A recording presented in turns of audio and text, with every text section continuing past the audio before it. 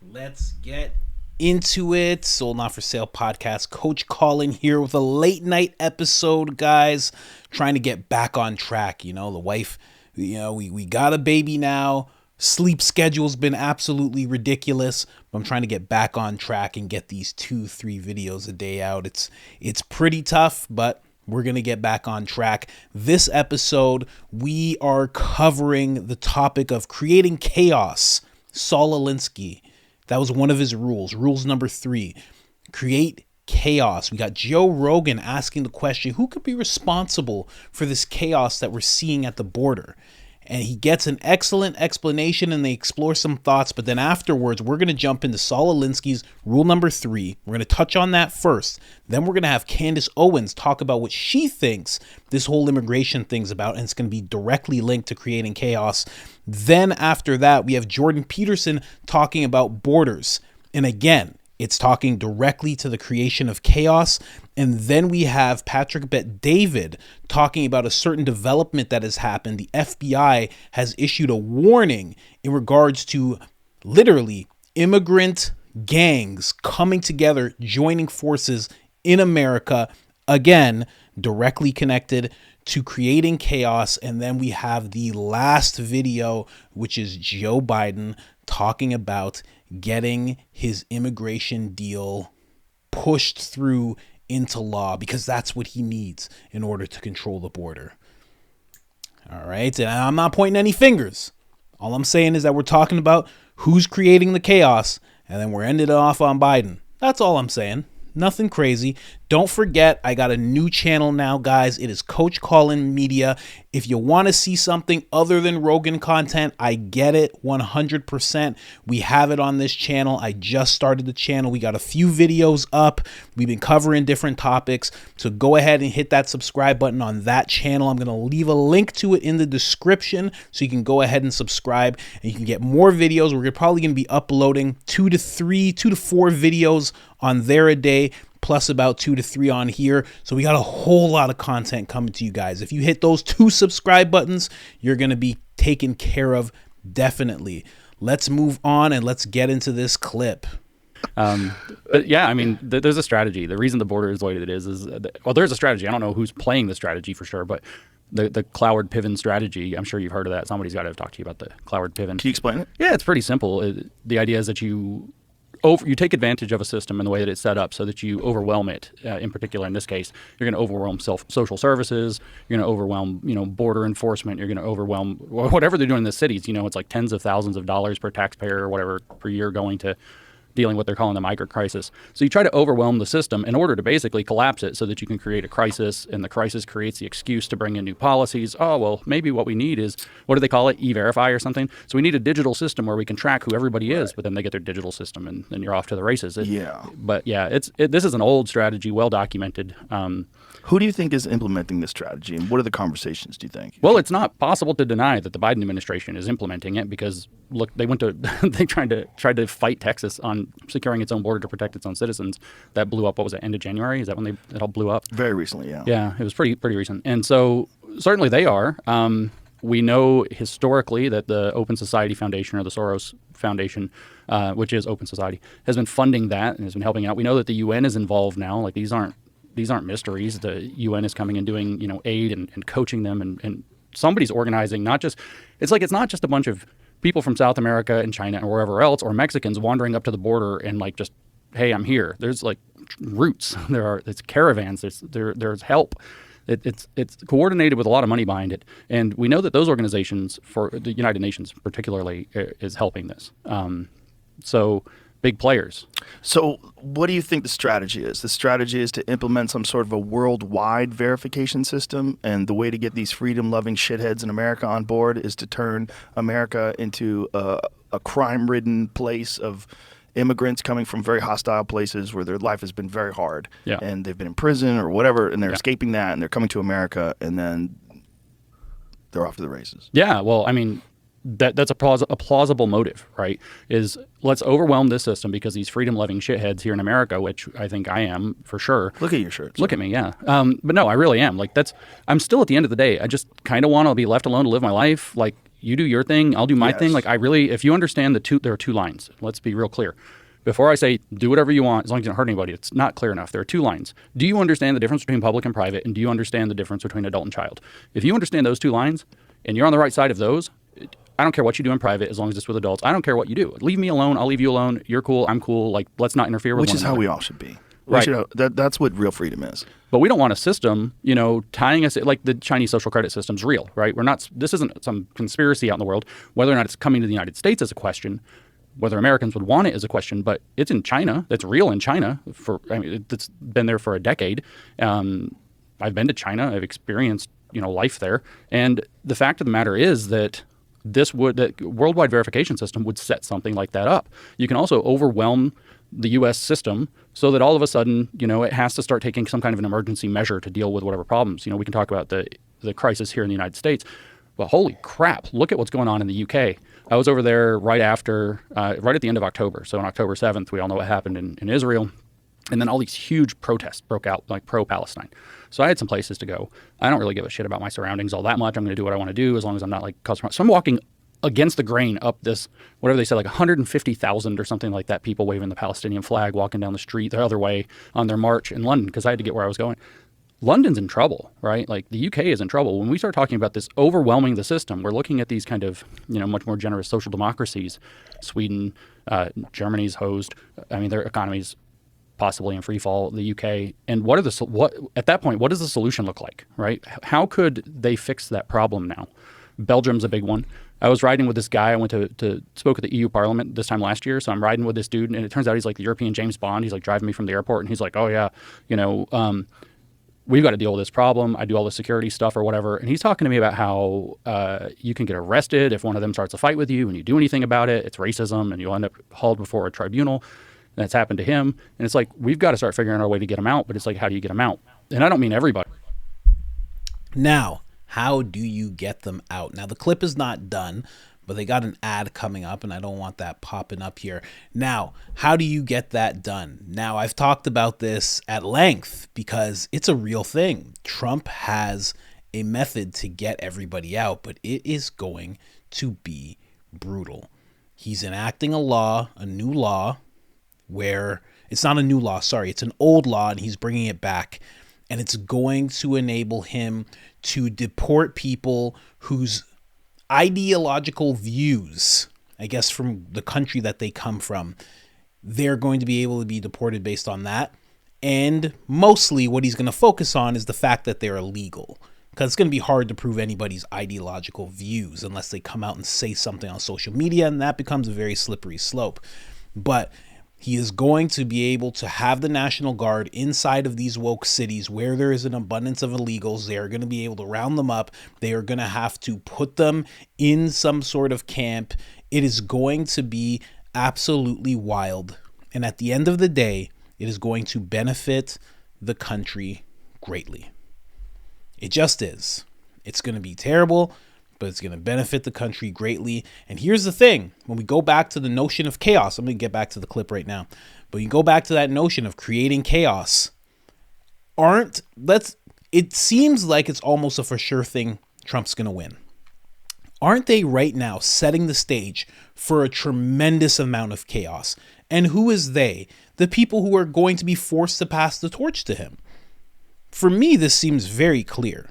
Here, let's get back to this clip. It. And I think that that's part of the Cloward Piven strategy is how do you end up fixing a problem that's at that scale? I think they're doing the same thing. To be honest with you, it sounds all crazy conspiratorial, but I think this is why I've been pedal to the metal with the transition stuff, the trans stuff. If you end up with 1 million kids, you've got 1 million kids like that really are on the medical system. What do you do with them? What do you do with 1 million kids? And then their parents and their aunts and uncles, everybody, the whole system has to start bending around a reality that was kind of manufactured, and you can get some major changes. But it seems like this... if you want to go full tinfoil hat, there has to be a plan. So that means there has to be conversations. And there has to be a bunch of people that agree to this. Like, who are those people and how do those conversations take place? Well, I mean, we do.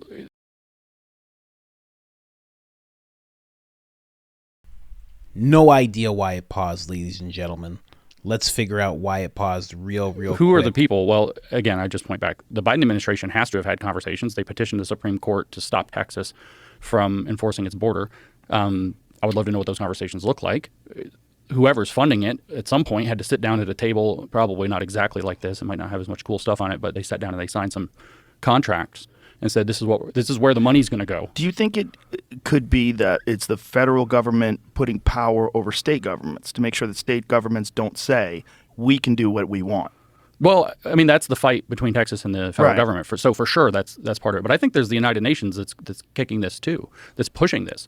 I mean, so a lot of people don't understand, and I'm skipping around. The United Nations sees itself as a kind of global entity, 193 member states, blah, blah, blah, 17 sustainable development goals to transform our world, all that. But I'm going to skip over and talk about like Soros for a second, because we know that the Open Society Foundation has pushed a lot of this kind of stuff too. And it's a lot of people don't understand Soros or what is the Open Society that he's talking about. Well, that's all based off of, a lot of people don't know, Soros' mentor was the famous Karl Popper, and Karl Popper wrote a book in 1945 called Open Society and Its Enemies. And so the Open Society is what we've been taking for granted, basically, in the post-World War II era. And it's what we want. That's where it's a free society, it's a high-trust society, it's people can do what they want, they don't have to worry about, whether they're going to get carjacked all the time or whatever else. And Soros is like, well, you could have that in the nation, or you could have that where there's kind of one open society in the globe. So a lot of people start thinking that he's working with China, but he doesn't like China because China doesn't have an open society. That's not what he wants.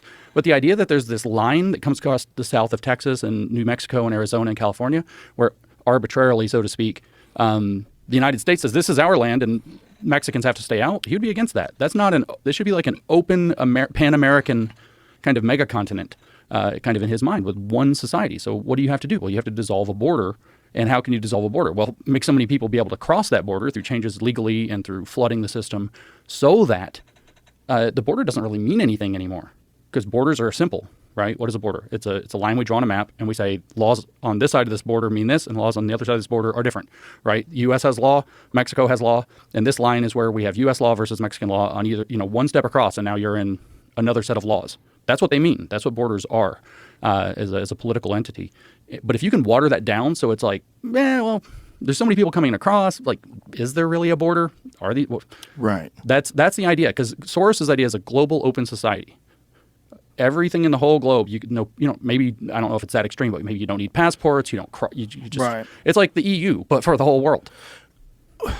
Wouldn't a better option be America, but for the whole world? I would say so, because you can look at Europe and see that the EU is not doing really well. Well, here's the thing with that, right? I let that run a little long because I wanted to talk about Soros there. What I think he's dancing around, and most of these guys, and I would consider him an intellectual, what most intellectuals don't want to touch on, because you all of a sudden look all crazy as soon as you bring it up, is that is the precursor to a one world government. You open borders, open society. He just said it. This border is going to make it so these laws are here, these laws are here. You take that away, now all of a sudden there has to be either a blending of the laws, or both systems have to be pushed aside and a new system has to be put in place. And now if you multiply that by all the borders in the world, well, then you have a one world government. But a lot of people don't like to touch on that, because that's the one, how they say, a difference between a conspiracy and fact is just like 6 months or 6 weeks or whatever it is, That's the one that hasn't unfolded yet. But it's the one that you don't really want to unfold. Because once it does, you're not going to be allowed to say, you see, you're not going to be, that's all the things that you would do that on, it's done. That's done. So it's the one that a lot of people don't want to touch on, but it's arguably the most important, because once that happens, social credit system, all these things, they're just able to happen. So very interesting stuff. Let's get into the next series of clips here. Again, Larry Alex Totten. I'm trying to get this guy on the podcast. Hopefully I'll get him on the other channel that we have going, because I'm going to be doing interviews on there. But let's hear what he has to say. Rule number 3, create chaos. Create scapegoats. It deflects attention from what you're really doing. And this is what he said is important to do. Third, create chaos. We've already covered this just a bit, but rioting, looting, and other criminal activities to your benefit. And it's to your benefit for this reason, because it paralyzes your opponent who is in office, presumably. And how is that? Because while you have all this rioting that's going on in the street, and let's just say that, during the presidency of Donald Trump, if he does nothing, you say that he's weak. He's weak and indecisive. If he acts, so much the better. You then say, look at him. He's crushing the people underfoot. He's using troops. He's called in the National Guard. He's got these thuggish policemen who are out there beating people up. He is an oppressor of the people. That's what you do. Make it a movement. Number 4, the Bolsheviks were always about the seizure of power in Russia. That was the goal. But to garner the support for their movement that they needed, they cleverly landed on a slogan. You know what their slogan was? Peace, bread, land. Who could possibly be against peace, bread, land? Build back better. Who could possibly be against build back better? Interesting. I let that run a little long. I just wanted to play number 3 when they're talking about creating chaos. But he touched on the exact thing that I said. He's talking about a past presidency. I'm talking about the presidency that's most likely to come. When he acts towards this whole border thing, this whole immigration thing, they're going to be able to point and just say, look at this man. Look at this terrible man. And everybody, well, not everybody, but everybody with eyes is going to be able to see like, hey, you created this. You and your policies, and you took away Remain in Mexico and you undid everything he did. You created this. And they're going to be like, I didn't create this. No. This is him. Look at him. Look what he's doing. Look. I think it's a big setup. There's a big setup going on. Next, we have Candace Owens talking about what she thinks this whole thing is about as well. All connecting to creating chaos. I'm seeing very clearly now that this whole thing, there's different things that will happen. There's theories about it being about labor. There's, cheap labor, theories about votes, theories about virtue signaling, all these different things. But at the end of the day, it seems like it's a big setup to have a massive amount of chaos. Let's get into this. Candace Owens is the host of Candace, and we are always happy to have her on the show. Candace Owens, thanks so much for coming on today. Who benefits? I used to think that all of these arrangements were, American guild that helped the countries from which these immigrants were coming. Now I think El Salvador and Guatemala don't benefit from this. The U.S. certainly doesn't benefit from it. So who is the beneficiary here exactly? Yeah, absolutely. The politicians that want to get them in so that they can change the demographics and get votes. And actually, you brought up something that's very important. I actually interviewed about a month and a half ago an illegal immigrant, actually on a path to citizenship now, thanks to marriage. And they were very honest with me, and they said that during this journey, and they particularly came from Guatemala, that it was more harrowing to go through Mexico because the Mexico police kept trying to stop the flow of illegal immigration. And once you get to America, it's essentially a finish line because it's so organized and it's so systemic. So even though this individual entered in through California, and as soon as you get into America, an SUV is waiting. She told me it took her to a location, a house, basically a safe house, and then a bunch of Americans come and transport the illegal immigrants to various states. So I just want to say this. She entered in through California, and then 150 of them were broken up into 3 states. Those 3 states were Texas, Tennessee, and Virginia. She went to Virginia, and her friends went to Texas. Her friends went to Texas and to Tennessee. That's a fascinating, crucial piece of this. Now, she entered this country 10 years ago, right? Since then, Virginia has gone blue. We know that the Biden administration is having planes enter in Chattanooga. This made the news a couple of weeks ago, filled with illegal immigrants in the middle of the night. What's really going on here? This didn't just begin when Biden and Kamala got into office. This has been going on for a very long time, I believe, a very long time. And when Trump got into office and started talking about stopping the flow, they really got upset and they got very angry because there has been something that has been going on in terms of trafficking over the border to change demographics of this country for a long time. It is not a conspiracy theory. It is the truth. And I am so happy that you're talking about it because at the end of the day, we know that Kamala Harris are not concerned about fixing the crisis. They're concerned about accelerating a plan that went into motion a very long time ago, and Americans need to wake up into it because you are correct. It is an invasion. And there's nothing truer than what you just said. And it has its roots in political calculations, nothing to do with human rights or racial diversity or ending sexism or any of that. So that's all a diversion. This is about changing the political balance of the country. It's been going on a long time. And they get hysterical because it's absolutely true. And in their lucid moments, they brag about it. I mean, they don't hide this, do they? No, they don't. And you're right. They get hysterical because they don't want people to listen to what we're talking about. You know, I'm a Black American. I'm not sitting here trying to have this discussion because I don't want more brown people in this country. I don't care about brown people coming in this country. In fact, Tucker, if you want more brown people in this country, why don't we get more legal immigrants from Africa? I think they represent about only 2% of the immigrants that are coming into this country. This is not about brown people or a fear of having brown people. This is about we not wanting our system to be crippled by illegal immigration when we know that at the end of it, all they want to do is to get a ton of them in here and then to say, make an application and a case that for all of them to receive green cards, which is what we saw this week in the Supreme Court, which I'm glad that they shot down that effort to try to legalize 400,000 illegal immigrants that are in this country right now. And this is what's actually happening. The Democrats are after changing demographics so that they can guarantee themselves power because their policies no longer work and inner cities are being corrupted. And what is so particularly interesting to me is that they're being taken into what is normally a conservative zone, a conservative state. That is interesting to me. That's exactly right.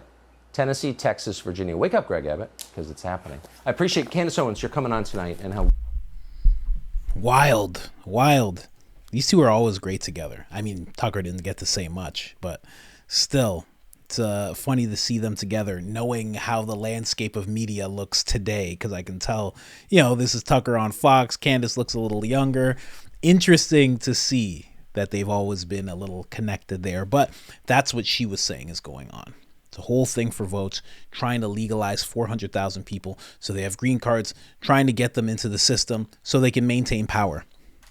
That's definitely part of it, but I do think as I'm seeing this, as we're seeing it the way it is now, because that clip was from 2 years ago.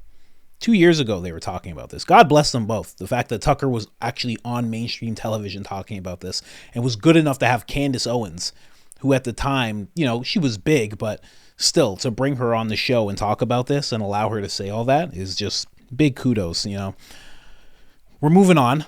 You're going to have Jordan Peterson talk about the importance of borders. And I like that James Lindsay actually brought up that borders are simple. Jordan Peterson breaks down the importance of borders and how simple they really do work. Simple but important. Very interesting stuff.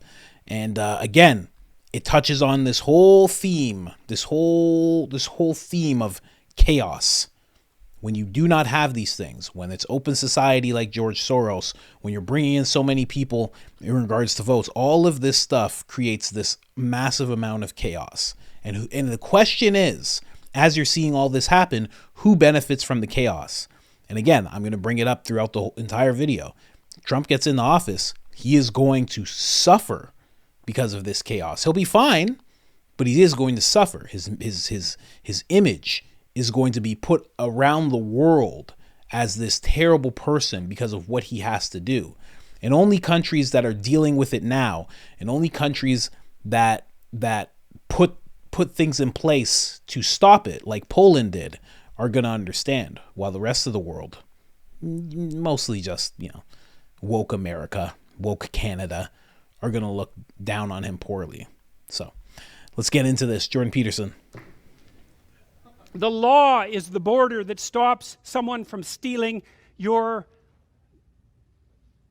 laptop. And if it's an Apple laptop, well, it's the sort of laptop that a social justice warrior would carry.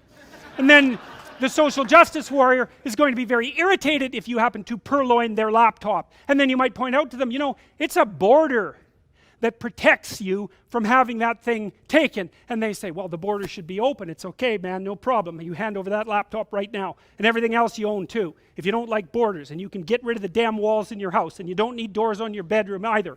And we can keep an eye on you whenever we want. And so much for borders. One of the things that really differs between liberals and conservatives, between the left and the right, is the right likes tight borders between things. It's part of being conscientious at every level, conceptually, sexually, familially, provincially, nationally. The right says, look, let's keep the borders between things pretty distinct. And the left says, yeah, Maybe not, because some of those borders are in the wrong place and a little bit more free flow of information wouldn't be a bad thing. And the thing is, they're right, but so are the conservatives, and that's why you have to talk. It's like, well, we've got some borders. That's a good thing. Maybe some of them need to be moved around a little bit, and that's what the political dialogue is for. But that doesn't mean that borders themselves are a bad idea. They're a great idea, because without borders, everything mashes into the same untenable state of undifferentiated chaos, and you can't live in that. And so the people who are trying to tear down the borders conceptually, politically, and practically, what they want is the chaos that that would bring. They either want that or they're too foolish to know that their pursuits will produce that. So let's be a little bit clear that if you stand up and say, yeah, borders, they're okay. They've got their problems, but they're okay. That doesn't make you a bigot beyond redemption. It just makes you someone with some sense, and it's actually okay to be someone with some sense. Limits on immigration are also reasonable. Well, we need to figure out what those limits are, and that's what the bloody political dialogue is for. But the fact that it should be limited to some degree is also reasonable. Otherwise, why not just open the borders and let everybody come in? Well, the reason you don't do that is because a complex system cannot tolerate extensive transformation over too short a period of time. Now, you want immigrants to come in, especially if they're the sorts of immigrants who are likely to contribute properly to the success of your polity, and lots of immigrants do that. I mean, I think the vast majority, for example, of entrepreneurs in the United States come from the Indian subcontinent. So great, you know, bring them over. They're highly educated, they're extraordinarily productive, they make lots of new businesses, and then they pump money like mad back in India. Good deal. But that doesn't mean that we have our arms are open to everyone immigration policy, because it's complete rubbish. All that means is you're not thinking about it. So, and here's a coda to that for conservatives. Here's something. I've been thinking about this a lot lately. It should not be assumed that citizens of societies that have not evolved functional individual rights predicated polities will hold values in keeping with such polities. So we could say, look, there are a lot of countries in the world that are not governed well. The vast majority of them, right? And they've been not governed well forever. And to me, that means that there's something wrong with the values that are held collectively by the people who've established those polities. Well, you shouldn't be naive and assume that merely because you move them to a new country, they're going to let their innate democratic longings flourish. It doesn't work that way.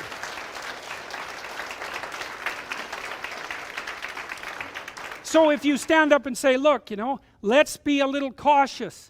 Let's make sure that we don't transform our society so rapidly that we lose what we have. Let's be careful about that. That doesn't mean that you're a morally reprehensible demon. It just means that you're conservative, and it's a reasonable position to hold. Oh man, I love that. Yeah, and you know what? So much more eloquent than Tucker, arguably, but Tucker has talked about the same thing, because basically what he's talking about is, you know, things getting changed so quickly that the values of America are completely diluted, right? You see it everywhere. I wish I had the clips. There's so many clips. Joe Rogan was actually just talking about this too. He was talking about a time in Toronto where they had a moment of prayer or something like that, and it was in the middle of a city block, and there were hundreds of people, you know, and you know, you can argue it's a beautiful thing when a bunch of anybody prays, you know, it's beautiful.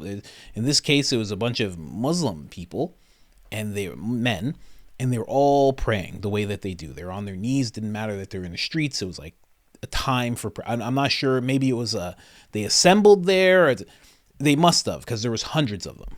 And he was just like, he was surprised. He's like, that's Toronto. Wow. He couldn't believe that it was Canada. And you know, I've seen other clips where I was watching something and I'm like, wow, I'm like, the Middle East is so amazing that all these men, they're like doing this thing where they're slapping their chest. And then all of a sudden, like, a thing came up and it said, this is Scotland.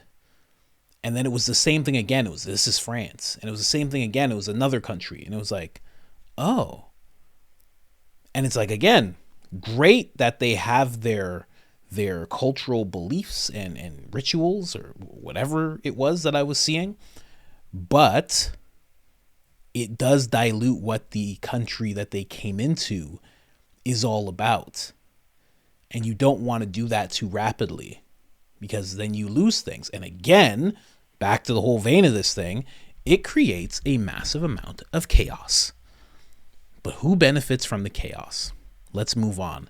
Patrick Bet David talking about just immigration numbers throughout the years, and then he's just going to touch on the FBI warning that I was talking about. Let's go. House Republicans successfully impeached Mayorkas on their second attempt, accusing him of failing to uphold immigration laws and lying to Congress about U.S.-Mexico border. The historic vote, 214 to 213, marks the first cabinet official impeachment in nearly 150 years. Despite facing impeachment, Mayorkas continues to say that he is focused on his duties and dismisses the allegations as baseless. Biden criticized the impeachment as blatant unconstitutional partisanship. Right. The impeachment effort highlights deep partisan divides with Republicans pushing forward. Anyways, Mayorkas ends up becoming a person, by the way, that also rejected Secret Service protection for RFK. Homeland Security Secretary Mayorkas personally rejected an urgent appeal from independent presidential candidate RFK. In a letter dated July 21st, 2023, 2 weeks after the urgent appeal, Mayorkas dismissed the request without any explanation. Now, keep in mind, this is a Kennedy that we're talking about. Simultaneously, these are illegal immigration in the states. If you show up the numbers here, Rob, look at the numbers. 2010 was 463,000 illegal immigrants. Next year, 340. Next year, 340. 360. Then 420. Then 486. Then 337. Then 415. Then 310. That's all under then Obama and Trump right there. Then 859, then 405, and then all of a sudden, Biden. Wow. 1.9 million. Next year, 2.7 million. Next year, 3.2 million. And on track this year to shatter that record. It's so bad. Look who commented. Go a little bit lower to see. Elon Musk said insane. Oh, that's Even cool. Elon is noticing the fact that, I mean, the market is looking at this data. By the way, to continue on, Tom, go ahead. Back up a second. Yeah. And before Adam said, hey, that's Trump, I want to make something clear. Trump owns 17, 18, 19, and 20 because he's not inaugurated until January. He fought. People say he didn't get the wall built and all these things. He fought, and they fought against him, which was what was going on in 19, and he pushed it back down. Yep. And then that's a great observation. And he was being fought by our Congress, where it jumped up. That's what they wanted, and he actually pulled it back, and then he got unelected. Well, thanks to COVID. I will give you credit on that, but also in 2020 there was that little thing that happened when people stopped moving around so much. You know, that whole COVID thing. I just said that a lot of times has to do with when the numbers went down. They were letting people in though during that, but they didn't have to wear masks. By the way, check this out. While this is going on, to add more, and then I want to open it up to you guys. Yeah. San Diego border agent arrests 269 Chinese migrants in a single day, underscoring the surge in Chinese nationals crossing U.S.-Mexico border. Despite contrast, starkly with the 2023 fiscal year's record of 37,000 Chinese migrants intercepted by CBP, with 2024 fiscal year already exceeding 20,000. Holy shit. Okay. Yeah. That is insane. And then simultaneously, this is San Diego, California. Some of you may say, well, what does New York have to do anything with the border? Look at New York. FBI warns MS-13 and brutal Venezuelan migrant gang could join forces in New York City. The FBI's warning of this alliance between the two, Tren de Aragua and the notorious MS-13, expressing concerns about their collaboration as its criminal activities, particularly cell phone theft in New York City. Agent John Morales emphasizes the FBI's monitoring the gang growth, highlighting the possibility of temporary alliances between the two gangs. So, again, it's not just happening to the southern border. Other states are also feeling this. Adam. So, you know what's interesting? There's no world where I need to hear Adam talk. Just saying. If you don't know about this podcast, believe me, you don't need to hear Adam talk. We don't need that. Anyway, towards what he was saying about 2020, that same gentleman, he's like, oh, well, you know, that little thing happened where people weren't moving around. There's still illegal immigration going on. Though those people aren't stopping, especially if you're in Mexico. Like, maybe they had stricter, but even as I'm saying that out of my mouth, maybe they had stricter for them to cross illegally. If you're in Mexico and you want to go over to America, you're going. You're not going to be like, oh, well, I don't want to do that. It is 2020. I got to be safe. Stay home. I got to flatten the curve. No one's thinking that when they're trying to get into a place illegally. They're just going. So what he's saying is nonsense. It's not people coming in planes, landing in airports saying, hi, I'm here illegally. Can you get my luggage over there? It's the green one with the flower on it. Yeah. All right. Can I have money? No, it doesn't work like that. Those aren't the people coming in illegally. He doesn't think about that, though. That's Adam. He sucks. Anyway. Those numbers are wild. The fact that those two gangs may come together, both those gangs are filled with illegals. And here's my thing. That is a wild warning to hear. The fact that the FBI is just kind of monitoring them and not actually being like, hey, taking you guys in, very concerning. Sometimes I feel like they watch a little too long with certain things. This would be one of them. But again, chaos. Who benefits from the chaos the most? Who? I didn't put that on the screen. That no correlation. No correlation. I don't know. I don't know if he benefits. I don't know. That's not what I'm saying. I wouldn't say that. But we are having Biden play real quick. The thing that I'm pointing out in this video is what he's saying, but also, if you can tell here, this is Mr. Michael Johnson. I don't like everything that the guy does. I think he just passed a bill to send more money to Ukraine, but he definitely has a great facial expression as Joe Biden is talking about how great his immigration deal is. Let's go. Emergency authority temporarily shut down the border when the number of migrants at the border is overwhelming. The Border Patrol Union has endorsed this bill. The Federal Chamber of Commerce is, yeah. You're saying low. Look at the facts. I know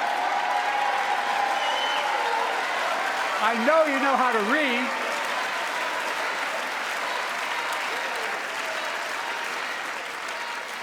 I believe that given the opportunity for a majority in the House and Senate would endorse the bill as well, a majority right now. But unfortunately, politics has derailed this bill so far. I'm told my predecessor called members of Congress in the Senate to demand they block the bill. He feels political win. He viewed it as will be a political win for me and a political loser for him. It's not about him. It's not about me. I'd be a winner, not really. I'd be a winner, not really. And we don't even have to touch on that.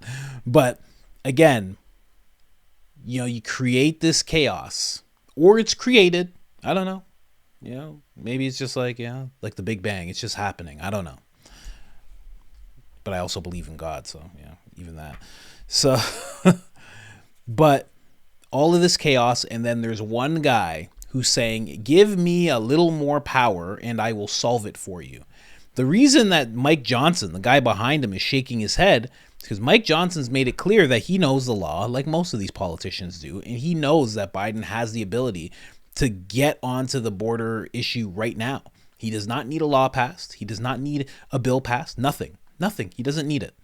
He has the power to do something now. He could even, talking about Trump the way he was, he could even do what Trump did, declare an invasion, take the money from the military. That's exactly what Trump did. So he could get around this type of thing because he wanted to protect the border. He wanted to secure the border. So it's just interesting that we're talking about all this creation of chaos, and then all of a sudden there's one person, or administration, or whatever, whoever, people, not pointing any fingers, right? Not pointing any fingers. And then all of a sudden there's people saying, hey, like, you need to give us this power and we'll handle everything. Just very interesting. And again, going back to Jordan Peterson, the thing that he said was either they want it or they're too foolish to realize what's happening when he was talking in regards to borders. And that's either it. It's one or the other. It's either they're too foolish and they're really that good-hearted that they just want a virtue signal to the entire world that they're so great, or this is something that they actually want, because you can't look at these numbers that Patrick Bet-David was showing and just ignore it and act like this is fine. It's not fine. It's complete chaos. And again, like I've been saying throughout this whole thing, who's benefiting and who's getting set up? I think at the end of the day, this is going to set up whoever becomes the next president of the United States of America, because that person is going to have to clean this up. And the only way they're going to be able to clean it up, it's going to take some kind of force. It's going to take doing some things that a lot of people are not going to like. Going to be interesting. Going to be an interesting year. Very important election, ladies and gentlemen. Don't forget about the other channel that I have. Hit that subscribe button on that channel. There's a link in the description. And other than that, I'm out.